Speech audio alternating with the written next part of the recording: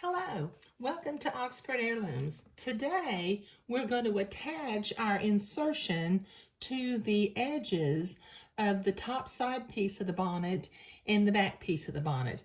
But I'm going to start with the top side. Okay, now, right now, since I'm attaching the first piece of lace, I don't have to worry about which direction the little leaves are pointing on the Moline lace, but I do have to pay very close attention to what is the front and the back of the lace. Now, I'm not sure if you can see this. The back side of this lace has some little fuzzies, and the front side doesn't have a little fuzzy. So I'm going to align my front side of the lace to the outside of the bonnet, and I'm going to begin to pin my entredeaux to the edge of the bonnet using my silk pins. This will take me a minute to pin this on. Okay, so I've got that pinned to one edge of the top side. I still have my ecru thread in my machine.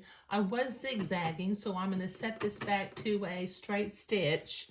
And then using the technique of attaching fabric to entredeaux, I'm simply gonna sew a straight line next to the entredeaux ladder. And I always put my needle in first so that I make sure I'm next to the entredeaux ladder and not piercing it. And then I'm gonna sew a straight seam, taking the pins out as I come to them. And just go slowly so that I stay right next to the entredeaux ladder. Now this will take me a minute to sew this.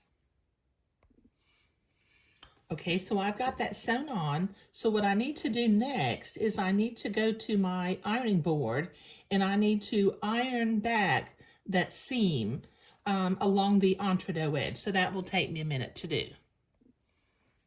Okay, so I've got that pressed. I'm going to go back to a zigzag stitch in the right lengths and widths for sewing entredeaux.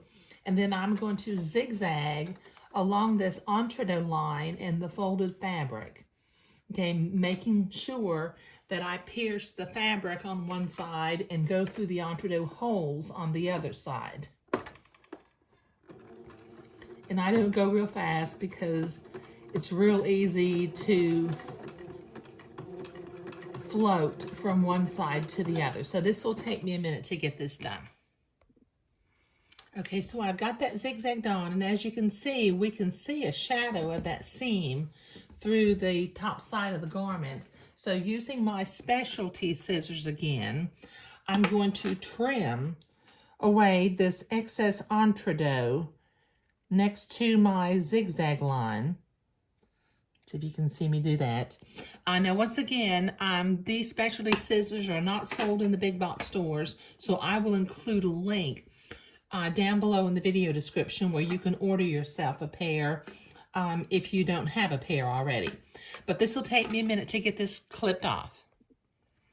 Okay, so I have trimmed that seam away, and this first side of the garment is looking super sweet.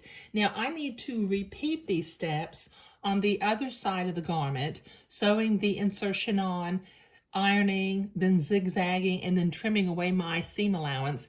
And I need to do this on both sides of the back piece also. Now, before I start sewing on the second piece here, I look at my lace, and my little leaves right now are pointing towards the top of this pattern piece. So as I find the back side of the lace, which is right here, I also need to check to make sure that my lace is pointed, because it's directional, so it's pointed in the right direction. So I'm going to start pinning this on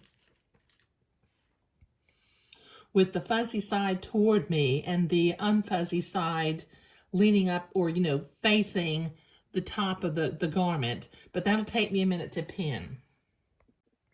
Okay, I've got that pinned on, so I'm going to go back to a straight stitch. I'm going to sew a straight line, then I will iron it, and then I will zigzag, and then I will use my specialty scissors and trim the seam away once again. And I'll do the same steps on the back of the bonnet piece also. So this will take me a few minutes to accomplish, and I'll be right back. Okay, so I have carefully constructed my top side piece to where if I look at the orientation or the direction that this lace is pointing, it's all pointing up on both sides. And the fuzzy side is on the inside of the garment.